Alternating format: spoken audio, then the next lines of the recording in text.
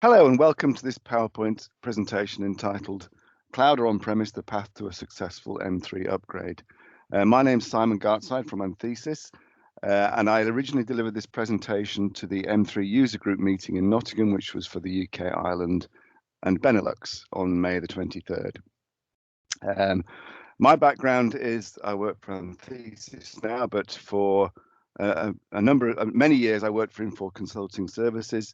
The last 10 years of my career there was as manager of the global M3 upgrade team, who were involved in not only developing migration tools and processes, but delivering those projects. And in that 10-year period I did that role, we delivered more than 500 successful go lives, and I still work very closely with the M3 upgrade team in Infor. So the presentation today, what I want to cover is some interesting lessons learned from recent project experience, and also talk about where we are in the cloud. We've been migrating customers to the cloud, but we're at an interesting time with the multi-tenant cloud edition product. So I'll talk about that. Okay, on to the agenda. 4 points. One is, when you move house, clear out the attic.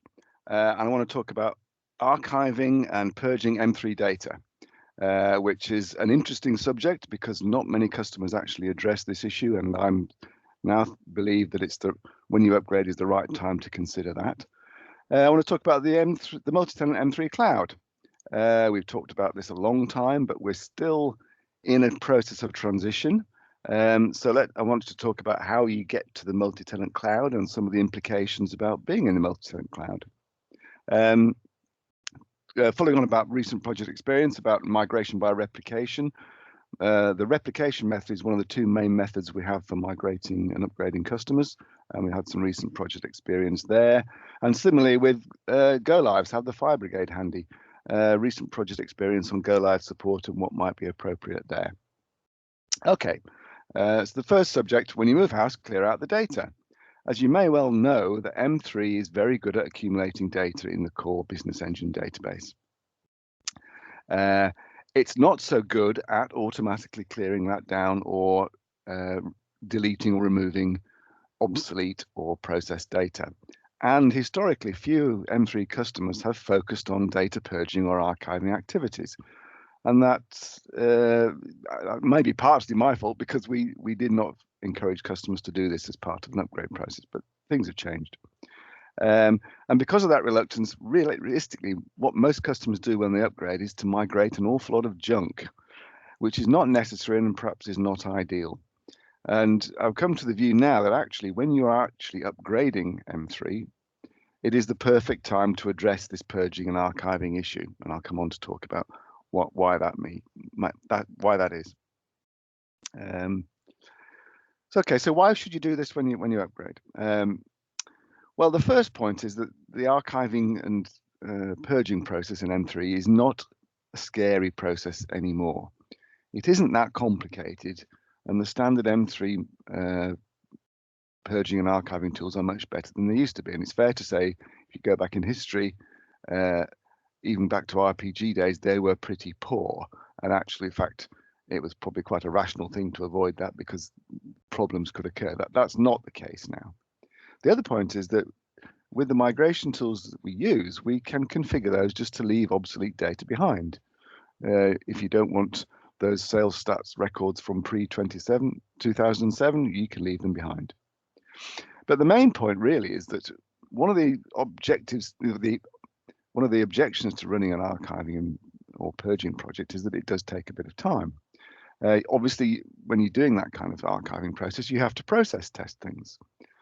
But actually, when you're doing an upgrade, you actually have to do that process testing anyway. So that means that a purging and archiving aspect of the project would not mean extra testing work.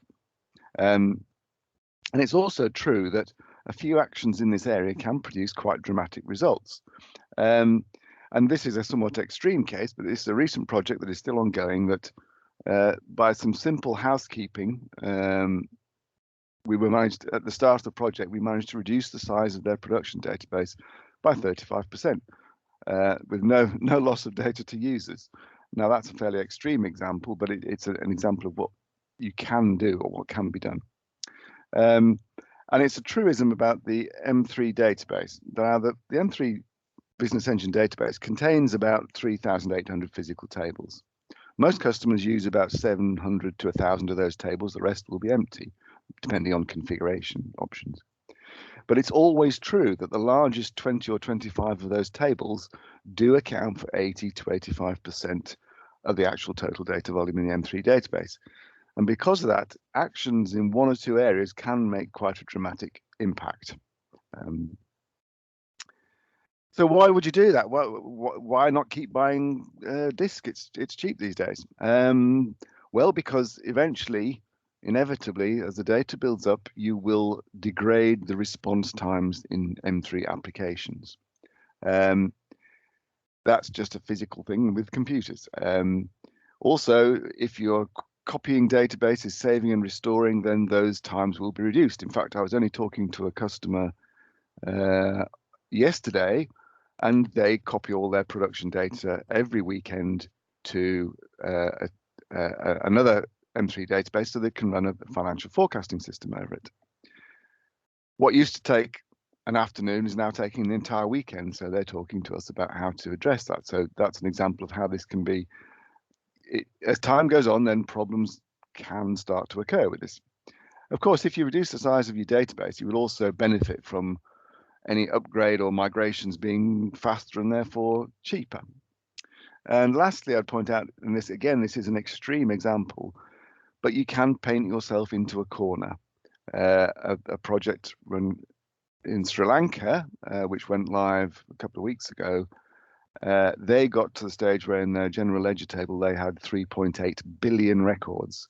Now on an iSeries, the maximum physical limit for a table is 4 billion records. So I don't know exactly what would happen, but I think the effects would be unpleasant, to put it mildly. And that's an extremely large database of 16 or 17 terabytes in total, which is quite extreme. But the problem is you can paint yourself into a corner. So in this example, they started an archiving project, of course, but the archive routines were taking themselves weeks and months to run. So when you get to this extreme end, as I said, you can paint yourself into a corner, and therefore it's a good policy to be prepared and not to let this situation occur. So what do we do about it? Well, possible options and strategy. I would argue that the first step of any potential archiving or purging process should be a quick review of what we've got in the M3 database. And this is quite a straightforward operation to do. It doesn't take that long. So identify where the data volume is. Are there any immediate housekeeping issues as per the project I mentioned, where you could have some dramatic effects, some quick wins with these housekeeping actions? And you would then, out of that would come a hit list of potential archive areas where the volume of the data is and what you have to do to actually and the options around that purging or archiving, etc., etc.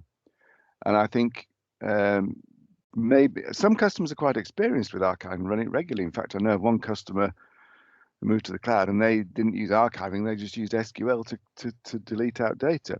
But many people don't have much experience in this area, so I would suggest to identify, if you like, a pilot project, a pilot area, whether it be sales stats or SYNAC records or stock transaction history or whatever. Generally a low risk, low complexity area, and run a pilot on that. That has the advantage of building knowledge about the process, which will be pretty well consistent across the different areas, building experience, building confidence to see, yes, it does work, and it's not such a scary process. And then as part of that, following on from that, to establish, I think, an ongoing archiving strategy and policy per area, so that we know that on an ongoing basis, you're not going to hit future problems in terms of massive data volume in a particular area giving you a problem, and performance problems, etc. Okay. So the next subject I want to talk about was the multi-tenant cloud and how to get there. And here's a schematic of how we get to the multi-tenant cloud. In this example, from on-premise. So on the left, we have the legacy M3 version on-premise, and it's a relatively straightforward, relatively straightforward process. Slightly different from the single tenant cloud, and I'll discuss that. So the first step is to migrate the M3 data to the cloud. And this is migrated into a staging database in the Amazon cloud. In that cloud, it says M3C, meaning cloud edition or multi-tenant version of M3. We run the fixed programs to transform the data. And then as the final step, the extra step in the process, if you like, the cloud operations team in the cloud team, they will save and restore that M3, your migrated M3 database into the multi-tenant environment. Because, as you may well know, the cloud ops team keep a very close control over what actually happens in the multi-tenant environment. Even though in the multi-tenant M3 version, each customer does have a separate schema or database, the control is still so strict, has to be. Now, if we just compare this is on-premise to multi-tenant cloud. The picture going from a single tenant cloud environment into the multi-tenant cloud environment is pretty similar, except you're going from within the cloud to the staging area rather than from on-premise. Actually, no new tools were required to deliver this solution because the existing tools allowed us to migrate to the multi-tenant cloud. But we have this extra step of going via a staging area. That is an extra step. It does take a bit of time. The save restore process is from current experience quite quick, but it's still going to take maybe say 3 or 4 hours to do that. So that has some impact on planning, cutover windows, and so forth. So that is a little bit different in terms of a normal single tenant or on-premise upgrade. But that's the technical process. The technical process is not really very significantly different apart from that extra step in terms of saving and restoring. But what's the difference in terms of the project going to the multi-tenant cloud? So here is a simplified view of, okay, these are the kind of things that we need to do in an upgrade project. From the customer point of view, they need to project manage the process, they need to have project, they have process owners, users involved in the technical IT area. From the project team's point of view, obviously project management, business consultants, M3 technical experts, and a migration consultant. So yeah, that's a simplified view of what you need to deliver an upgrade project, I think. So what's different? Well, in the multi-tenant environment, you've got Infor Cloud Ops, and they manage and control what goes on in that multi-tenant environment. I have to say, when I worked for Infor Consulting Services, we did consider why a new team was created for the Cloud Ops rather than using existing experienced people, because that meant they had to learn things again and over again. But of course, on reflection, you needed a separate team to have the drive and the time and the focus to do all the heavy lifting in terms of delivering the cloud stuff. So I can understand why that was done. However, in a project environment, it must be remembered that the Cloud Ops team is a service organization driven by tickets. It's not a project organization. So without any hint of criticism, have all communications between Cloud Ops and project teams been perfect? Probably not. Is it something to be aware of and to manage very closely? Yes, I think it is. Not an insoluble problem, not a showstopper or anything, but just something to be aware of. Also, the interesting thing about the multi-tenant cloud is how it changes the nature or the shape of what we do in terms of upgrading and testing M3. And we're still a bit of work in progress here in understanding exactly what's happening. But because in the multi-tenant cloud, every month there will be an update, and I'll come on to talk about this in the next slide in more detail. And then every 6 months, a more significant update, some kind of testing process has to go on to make sure that those changes don't impact your business. And exactly the nature of that, again, as I said, we will come on to talk about in a moment. So that's going to, instead of having a large input of resources with a periodic upgrade every couple of years, say, then there may be a need for more of this testing and on an ongoing basis. Of course, that does mean extra work, possibly, or a different shape of work. How do we actually deal with that? Well, of course, we can offer managed services to help with not only with the testing of M3 processes, also to backfill with support. So there is help available. We just need to consider what the shape of that extra will be and how best to manage it. But as I said, help is available if required. So let's look at what actually goes on in the multi-tenant cloud. Here we have a picture that in the multi-tenant cloud, every month, the difference is, in theory, the version of M3 will not change. The last upgrade is done. However, every month there are functional changes and corrections delivered and implemented every month, and twice a year with a possibly less than ideal name. Not that I've come up with it. This is an info name. There will be what's called a disruptive update, which is a significant update of the M3 application. So obviously there is change going on a sort of more continuous basis, and a significant change every 6 months. So therefore, and as I said, we don't quite know yet, but what exactly is the sensible and safe testing regime in this environment? Well, there has to be one. I would be extremely surprised if people be comfortable just to accept that these changes will not impact. I know that the idea is that all these new changes are covered by on-off switches, parameter settings, but of course we have to be mindful of making sure that processes are not and cannot be interrupted. So I'd assume, given this 6 monthly disruptive update, there will have to be a significant testing process at least every 6 months, if not every month. And the reason why I say it's not quite understood yet is that I understand from speaking to Henrik Billgren at the User Association meeting that there are approximately 150 M3 customers with provisioned in the cloud. Of those, about 73 are in the multi-tenant cloud edition. But as of the original date of this presentation on the 23rd of May, none of those customers were actually live in the multi-tenant cloud environment. So we don't have a live customer in the multi-tenant cloud to ask, how is this working for you? What is the kind of testing regime or checking that you have in place? So we're in an interesting point in this process. I'm not suggesting there's a problem, not suggesting everything's going to be bad, but it's always useful to speak to a customer who's been through that themselves already. Of course, the big difference with the multi-tenant cloud is the idea that you're not allowed modifications.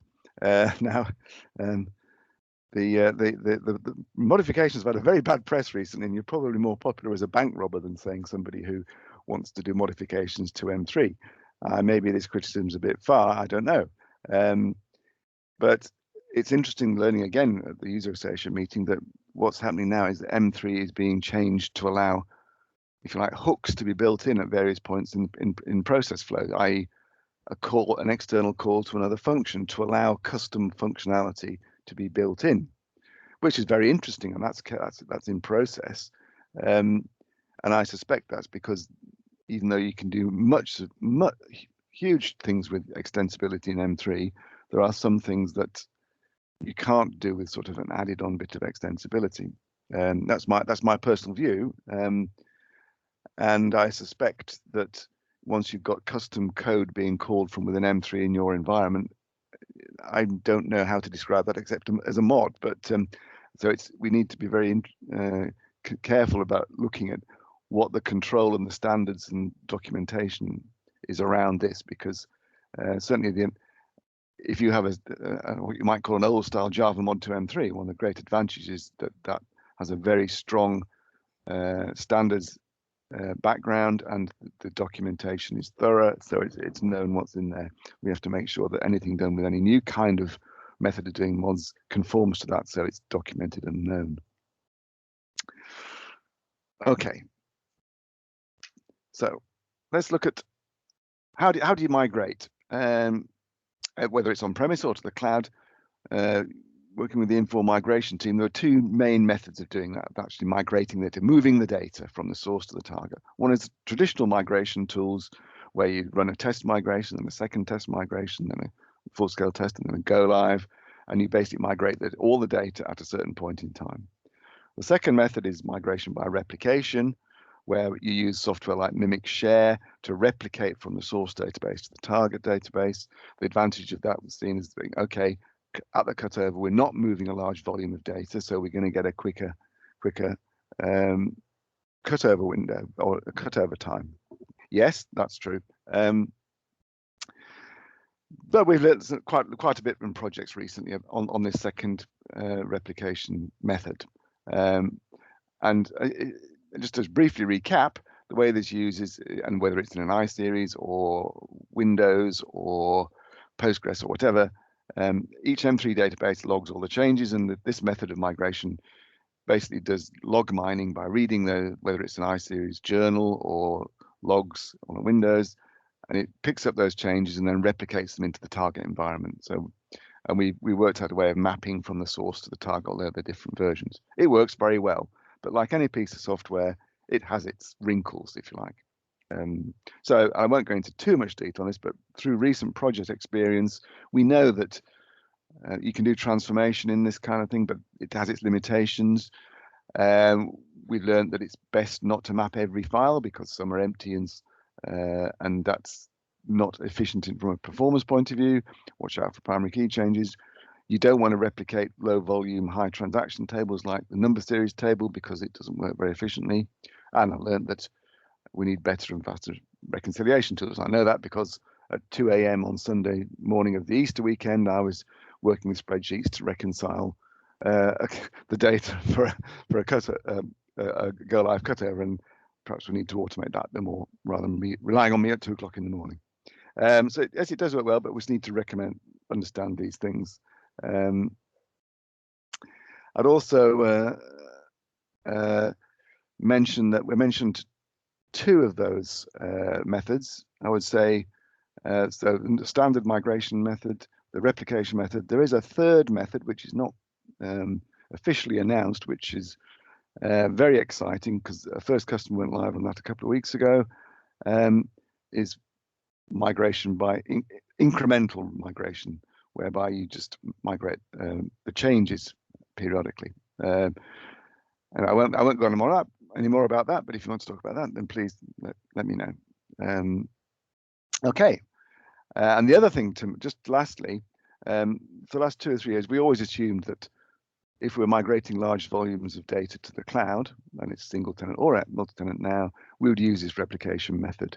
But it's worth pointing out that, yes, I'm sure it'll work fine, but this actually has not yet been done. So if in that case, maybe a proof of concept would be a wise move. So in conclusion about migrating to either single tenant or multi-tenant cloud, I would just say that your particular requirements in terms of your data volume, your cutover window available, any data transformation you want to make as part of that upgrade or that migration. So, for example, you know, the most involved would be, you know, like database consolidation. We need to just be a little bit cautious here and think about what the best strategy is, because there might be a wrong answer given your needs. So my advice would be to, if you're thinking about upgrading into the cloud, or get some expert advice right at the start. And I would be very happy for people to contact me to start a dialogue about how to do that and what the best method is.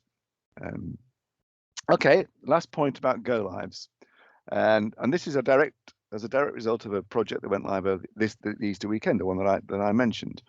And the customer was a food distribution company who was migrating from 10.1 to 13.4 on premise on an I-series platform. The difference for them, the high priority for them was they run virtually 24/7.